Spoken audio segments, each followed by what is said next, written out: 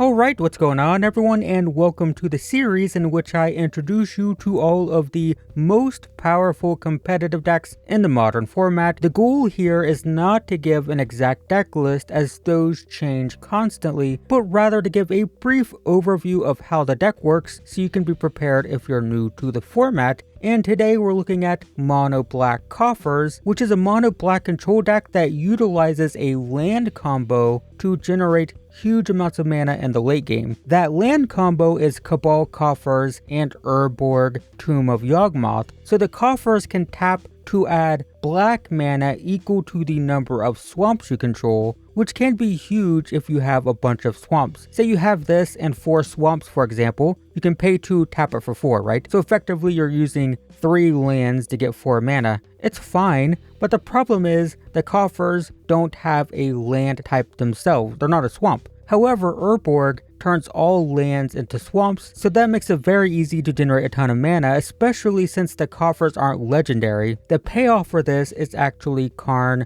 the Great Creator, because his -2 lets you reveal an artifact from outside the game and put it into your hand. So the goal here is to grab things like Cityscape Leveler, maybe Walking Ballista, Sundering Titan. The first is a 8 mana 8/8 that destroys a non-land permanent when you cast it and when it attacks. Walking Ballista can just take over the game. It's huge, it adds a bunch of counters to itself, it can just shoot stuff down. And Sundering Titan will blow up 1 land of each type, and conveniently, if you control Urborg, it turns your opponent's lands into swamps so you don't have to destroy one of your own lands. So yeah, if you're looking at this, right, you have land combo, Karn, big mana, big artifacts. It kind of reminds me of things like Tron and Green Devotion with Nykthos, but it's actually quite wrong because those decks are primarily racing to reach big mana as quickly as possible. I mean, Tron, like half the deck is dedicated to just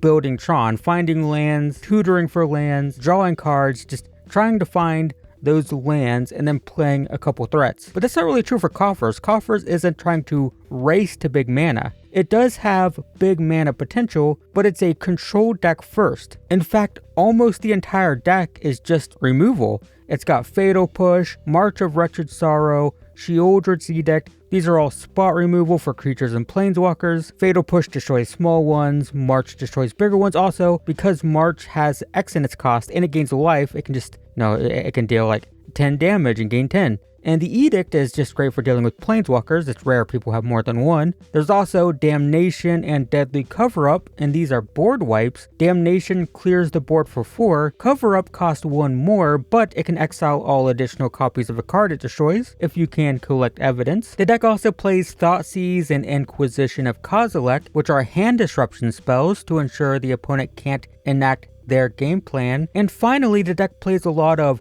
mid-range staples like Cling to Dust, Orcish Bowmasters, and Sheoldred. The first can gain life against aggro decks or draw cards against control decks, as well as hating out graveyards against graveyard decks. The Bowmasters punish players for drawing cards, and Sheoldred, well known for just draining and gaining every turn cycle. When the opponent draws, they lose 2. When you draw, you gain 2. So this deck is actually very controlling, which brings us back to Karn. While Karn can search the sideboard for big mana payoffs, he can also bring in shutdown pieces that can single-handedly destroy a deck strategy, like Ensnaring Bridge, which can turn off attackers. Chalice of the Void shuts down low-curve decks like Death's Shadow. Cursed Totem turns off activated abilities. Stone Brain can exile all copies of a key combo piece. Engineered Explosives can wipe out aggro decks. Tormod's Crypt can turn off graveyard decks, so on and so forth. So Cabal Coffers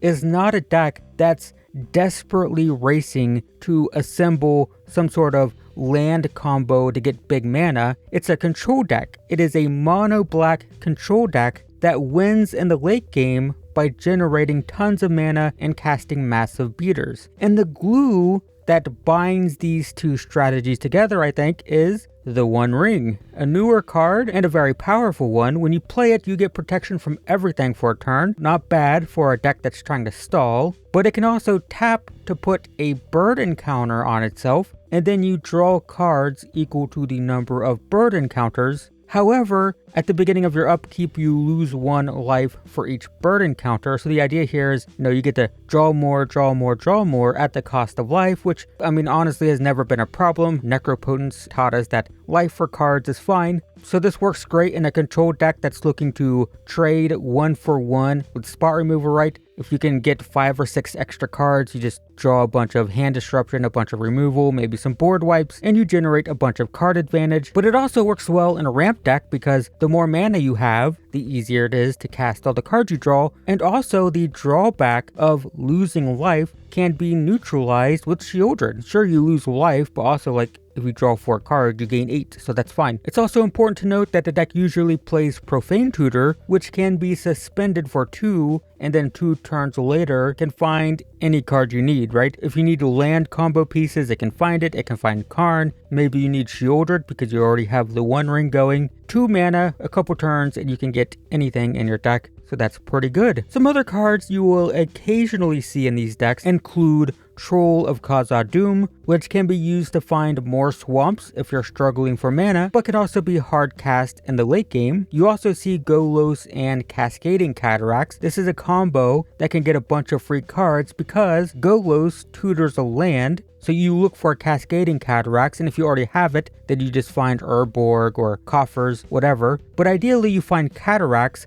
and this will let you filter 5 black mana, technically colorless, but you generate 5 mana, and you filter it into WUBRG, which can then let you activate Golos for 3 free cards that you can cast for free. Archon of Cruelty and Invoke Despair have also been popular in the past. These are less popular now, but they're just more big mana payoffs. Archon is crazy big, ton of value. Same thing with Invoke Despair.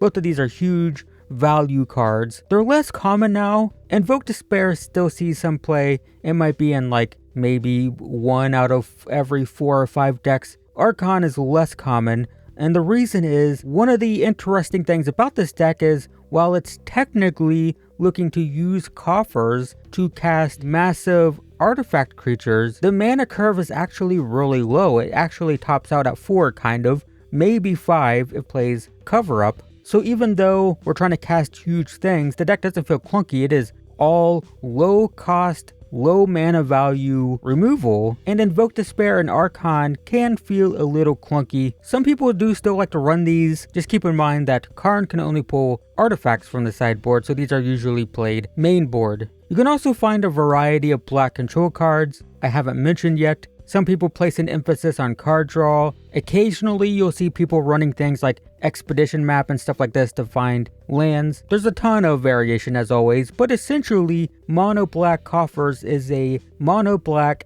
tap out control deck that looks to keep the board clear early until it can assemble some lands that generate a ton of mana, and then it takes over the game in the late game with giant artifacts. Of course, things are always subject to change, so check the description below for the most up-to-date deck list. I will leave links to various metagame tracking websites so you can see exactly what coffer decks look like when you're watching this, and you can also compare different builds as different players do play different cards based on their own preferences. But hopefully this was informative. Thanks for watching everyone, and I will see you in the next one.